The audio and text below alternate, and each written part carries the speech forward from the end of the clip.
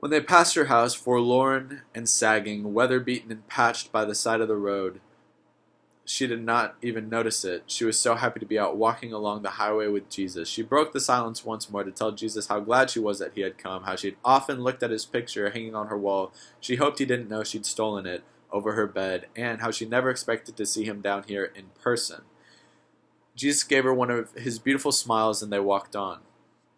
She did not know where they were going, someplace wonderful she suspected. The ground was like clouds under their feet, and she felt she could walk forever without becoming the least bit tired. She even began to sing out loud some of the old spirituals she loved, but she did not want to annoy Jesus, who looked so thoughtful, so she quieted down.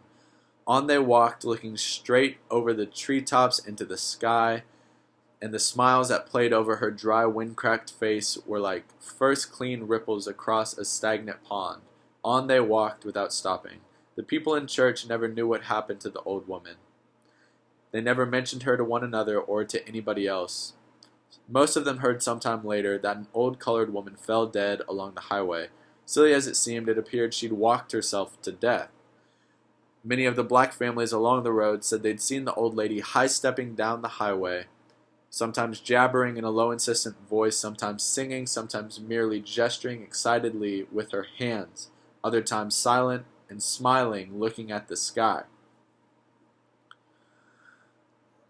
She had been alone, they said. Some of them wondered aloud where the old woman had been going so stoutly that it had worn her heart out. They guessed maybe she had some relatives across the river, some miles away, but none of them really know.